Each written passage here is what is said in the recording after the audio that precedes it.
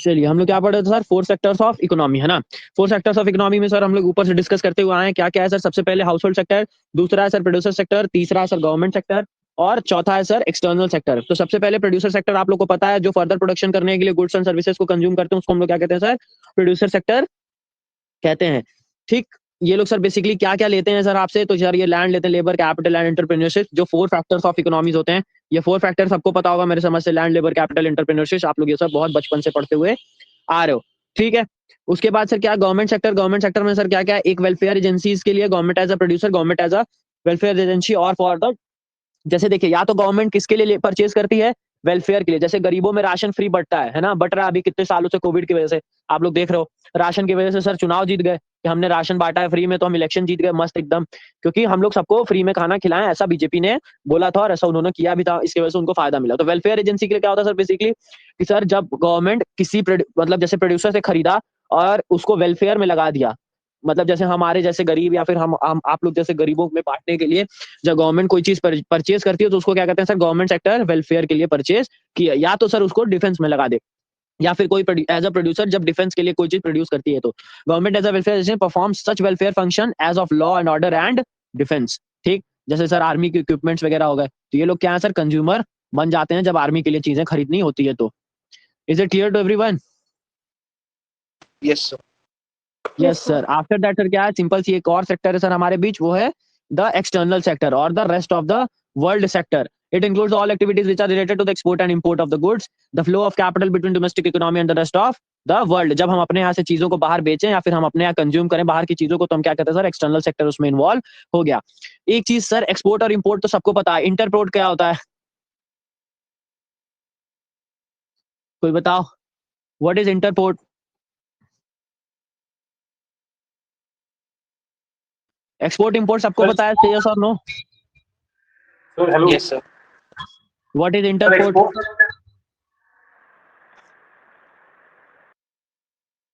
बताओ बताओ बताओ। सर इंटरपोर्ट सर हो गया जो हमारे कंट्री में ही सर वो मूव करेगा, लेकिन one place to another place sir. नहीं नहीं, ऐसा नहीं है।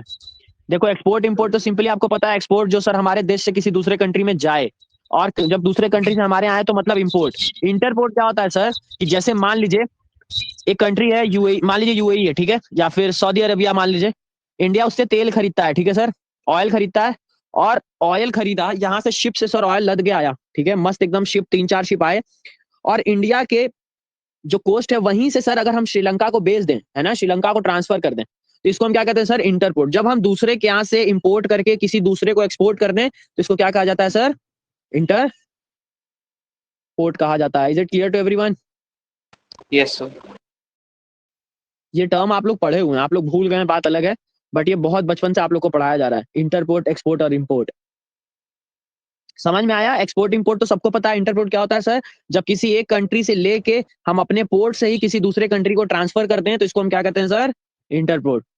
ठीक है, इसमें कितनी कंट्रीज इन्वॉल्व होती हैं सर, 3 कंट्रीज। ठीक है, एक जिससे हम मंगाए, एक तो हम खुद हो गए, और जिसको हम बेच रहे हैं। तो ये एमसीक्यू का पार्ट बन सकता है कि एक्सपोर्ट इंपोर्ट में 2-2 कंट्रीज होते हैं सर, और इंटरपोर्ट में 3 कंट्रीज इन्वॉल्व होती हैं। ठीक है, यस। अब आता है sir intersectoral flow. Intersectoral flow क्या होता है सर, जब इन चारों के बीच में जब आपस में लेन देन होता है, और आप सबको पता है कि producer sector, house hold sector सब आपस में इंटरडिपेंडेंट है, क्योंकि ये बनाएगा तो ये खरीदेगा, से यस और नो, और ये जब खरीदेगा तो ये इसको पैसा देगा। प्रोड्यूसर क्यों बनाता है, बेचने के लिए, तो बेचता है किसको है सर, हाउस होल्ड को, हमें और आपको। तो इसका मतलब है कि sir they all are interdependent to each other, say yes और no? Yes sir. Yes sir. Yes sir.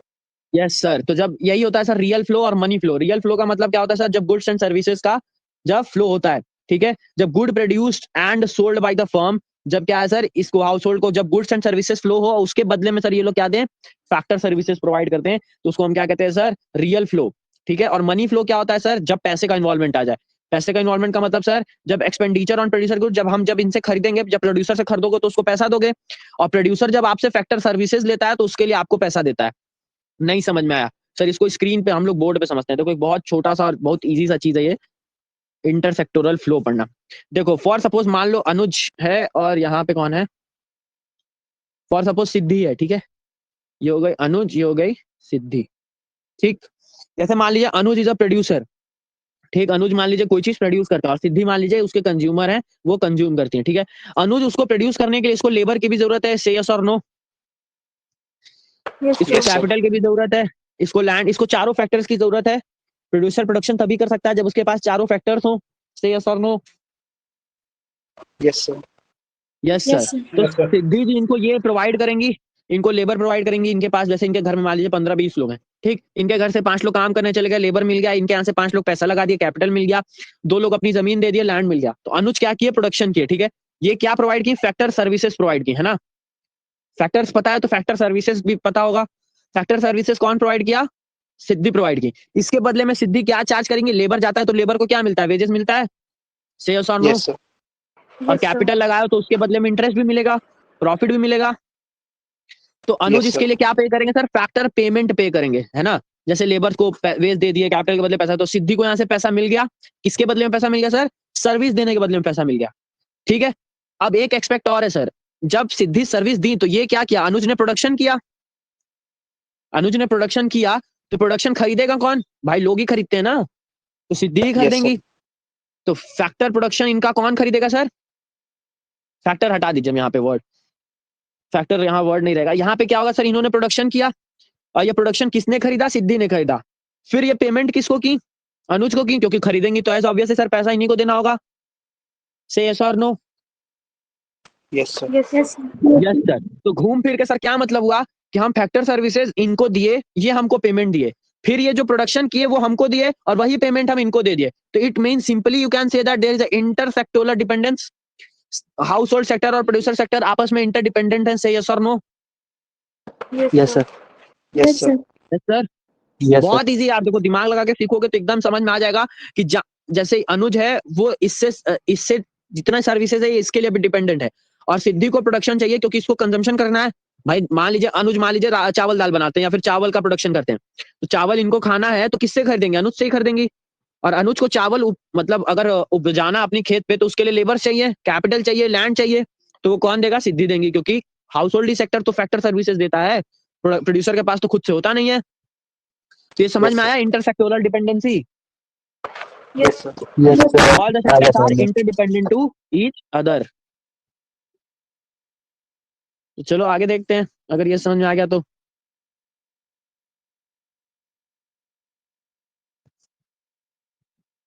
तो ये रियल फ्लो और मनी फ्लो भी समझ में आ गया। रियल फ्लो में सर मतलब जब गुड्स एंड सर्विसेज का ट्रांसफर हो, ये लोग जब अपनी गुड्स को इधर दे दें और ये लोग जब अपनी सर्विसेज को इधर दे दें, मतलब हाउस होल्ड सेक्टर जब प्रोड्यूसर सेक्टर को सर्विस दे दे अपना लैंड लेबर कैपिटल, और जब प्रोड्यूसर सेक्टर अपना गुड्स या सर्विसेज हाउस होल्ड सेक्टर को दे दे, तो हम क्या कहेंगे sir, real flow of economy चल रहा है। और मनी फ्लो कब होगा सर, जब मनी इन्वॉल्वमेंट हो जाता है, जब इसके लिए इनको पेमेंट मिल जाए, फैक्टर सर्विस दिए थे तो इसके लिए पेमेंट मिल जाए, और जब ये सामान खरीदे तो इनको पेमेंट कर दे प्रोड्यूसर सेक्टर को। तो ठीक है, 2 सेक्टर इकोनॉमी में तो बहुत ईजी है, रियल फ्लो और मनी फ्लो। दिक्कत कहाँ पे सर, मजा कहाँ पे आता है, जब 4 सेक्टर ऑफ इकोनॉमी हो जाए या फिर 3 सेक्टर ऑफ इकोनॉमी हो जाए, ठीक है। बट आपको अभी यहाँ पे ऐसा कुछ पढ़ने की जरूरत नहीं है। रियल फ्लो मनी फ्लो समझ में आ गया, बोलो से यस और no. Yes, Yes, sir. sir. Yes, sir. Yes, sir. Yes sir. तो ये सर्कुलर फ्लो ऑफ इनकम मैंने आपको बहुत इजीली तरीके से बता दिया है, होप कि आप लोग को क्लियर होगा, ठीक है। देखो वही चीज जो मैं अभी अभी ऐसे गोला गोला करके आप लोग को पढ़ा रहा था, वहां यहाँ भी इसने भी वही किया है। क्या किया sir, production of goods and services, generation of distribution of income, फिर ये कैसे हो गया sir, distribution disposition of expenditure of income, 3 phases of circle. जैसे इन प्रोडक्शन किया, बेचा, उसके बदले में इनकम इनको दे दिया था, तो फिर वही पैसा इनके पास वापस आ गया। बहुत इजी सा कॉन्सेप्ट है, कुछ इसमें ऐसा नहीं है कि सर आपको ना समझ में आए। जिससे हम पैसा ले रहे हैं सर उसी से हम लोग कंजम्पशन कर ले रहे हैं, तो वही पैसा उनके पास वापस चला जा रहा है, ठीक है, clear. Yes, sir. Yes, sir. जी, Yes, sir. sir. अब ये phases of production, phases of income generation, ये सब आप लोग खुद से पढ़ लीजिएगा, इसका कुछ बताने की जरूरत नहीं है। देखो ये वाला बात जो अभी हम आप लोग को बता रहे थे, जैसे प्रोड्यूसर हो गया अनुज, ये हो गई सिद्धि, ठीक। पहला एरो हमेशा पहला एरो से शुरू करो जो ऊपर वाला है, sale of goods and service. अगर मान लो नीचे वाले से शुरू करते हैं फॉर सपोज, ठीक है।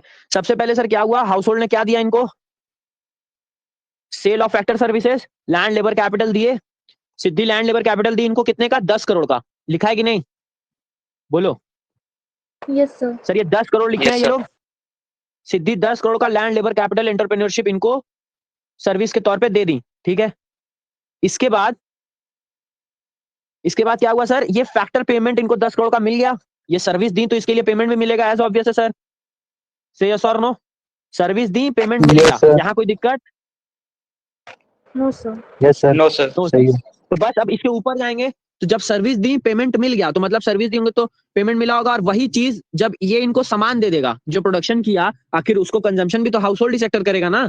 तो जब ये सामान अपना बेचा तो उसके बदले में पेमेंट ले लिया, तो 10 करोड़ का सर्विस दी, 10 करोड़ रुपया मिल गया, फिर 10 करोड़ का सामान खरीदी, 10 करोड़ रुपया दे दी। तो इट सिंपली मीन्स दैट कि they all are interdependent. Say yes और no? Yes, sir. Circular flow हुआ ना, मतलब ये गोला ऐसे आया पैसा, फिर ऐसे चला गया, फिर ऐसे पैसा आया, फिर ऐसे चला गया, कोई दिक्कत? No, sir. No, यही sir. चेंज चलता रहता है, इसी का नाम हम लोग देते हैं सर सर्कुलर फ्लो और flow model in a two sector economy. ये आपसे किसी भी तरीके से पूछ सकता है, क्लोज्ड इकोनॉमी और ओपन इकोनॉमी बहुत अच्छे से एक बार पढ़ लीजिएगा, ये आज का होमवर्क भी रहेगा, इसके लिए अभी मैं क्वेश्चन एक देता हूँ, ठीक है। अब सर सर PDF भेज एक दीजिएगा बात और, ग्रुप में। पीडीएफ कौन सा पीडीएफ? यही मैं इकोनॉमिक्स का। मैक्रो वाला? सर ग्रुप में ही भेज दीजिएगा ये वाला। तो मैक्रो का पीडीएफ तो आप लोग के पास होएगा ही ना, अरे मतलब बुक तो होगी। चलो हमको मैसेज करना, हम दे देंगे, ठीक है। बट अब सर ये जो मॉडल है Okay. इसके लिए कुछ, ये जो मॉडल है उसके लिए कुछ एजम्पशंस भी है। कौन कौन से एजम्पशंस है? सबसे पहले कि 2 सेक्टर ऑफ इकोनॉमी होना चाहिए। सर ऐसा कहीं नहीं होता है जहां पे सिर्फ हाउस होल्ड और प्रोड्यूसर सेक्टर हो, हमेशा गवर्नमेंट सेक्टर, एक्सटर्नल सेक्टर भी होते हैं। बट इस सर्कुलर फ्लो को पढ़ने के लिए हम ये एजम्पशन मानते हैं कि there are only 2 sectors of economy. तो सबसे पहला एजम्पशन तो आपको यही मान के चलना है कि सर 2 सेक्टर होने चाहिए, house hold sector, entire income. ऐसा भी नहीं होता है, अब जैसे मान लीजिए सिद्धि जी हैं, सिद्धि जी अगर मान लीजिए 10 करोड़ रुपए महीने का कमा रही हैं, तो ये इम्पॉसिबल है कि वो पूरा 10 करोड़ रुपया हर महीने खर्चा कर दें। ह्यूमन टेंडेंसी है कि सर सेविंग करता ही करता है इंसान, या तो सेविंग करता है या तो इन्वेस्टमेंट करता है। तो यहाँ पे ऐसा नहीं है, यहाँ पे आप ये पूरा मान रहे हो कि 10 करोड़ रुपया इनको मिला, ये पूरा 10 करोड़ रुपया खर्चा कर दे रही है। तो सर्कुलर फ्लो में हम ये दोनों एजम्पशन मान के चलते हैं, ठीक। तीसरा एजम्पशन क्या है sir? Domestic economy closed economy. Sir यहाँ पे कोई भी एक्सटर्नल इकोनॉमी नहीं है। जब आप 2 मान लियो तो इसका यही सिंपल सा मतलब है, और कोई गवर्नमेंट भी इन्वॉल्व नहीं है। तो 2 मानने का यही मतलब ही था, यहाँ 2 सेक्टर्स मान लिए, इसका मतलब है कि there is no external sector and no government involvement, ठीक है। Is it clear to everyone? Yes, sir. Yes, sir. Clear है। ओके देन सिग्निफिकेंस ये खुद से पढ़ लीजिएगा, इसका इंपॉर्टेंस है सर्कुलर फ्लो मॉडल पढ़ने का, क्या क्या आपको फायदा मिलेगा। और इसी के साथ आपका चैप्टर 2 खत्म। जय श्री राम। ठीक है, सब बता दिए चैप्टर से हम लोग। फाइनल गुड्स पढ़ लिए, इंटरमीडिएट गुड्स पढ़ लिए, कंजम्पशन कैपिटल गुड्स पढ़ लिए, कंपोनेंट्स ऑफ एक्सपेंडिचर पढ़ लिए, इन्वेस्टमेंट कल बहुत अच्छे से पढ़ लिया था, नेट इन्वेस्टमेंट गॉट इन्वेस्टमेंट कल ही पढ़ लिया था, डेप्रिसिएशन क्या होता है, डेप्रिसिएशन रिजर्व फंड कल बताया था कि आईफोन खरीदना है 3 लाख का तो कैसे होता है। फ्लो, स्टॉक एंड फ्लो तो बहुत, जब क्लास शुरू हुई थी सबसे पहले यही पढ़े थे हम लोग कि फ्लो कॉन्सेप्ट क्या होता है, स्टॉक कॉन्सेप्ट क्या होता है। उसके बाद house hold sector, producing sector, government, external अभी हम लोग बात किए। फिर रियल फ्लो, मनी फ्लो बताया, रियल फ्लो में गुड्स एंड सर्विसेज का फ्लो होता है, मनी फ्लो में फैक्टर सर्विसेज के लिए जो पेमेंट करते हैं उसका फ्लो होता है, ठीक। उसके बाद सिग्निफिकेंस, 2 सिग्निफिकेंस है, estimation of national income sir, और इंटरडिपेंडेंस सर, पता चलता है कि हमारा कितना ज्यादा इंटरडिपेंडेंस है बाकी सेक्टर्स में। तो बोलो इस चैप्टर में कोई दिक्कत? No, no sir. Sir. No, sir. No sir.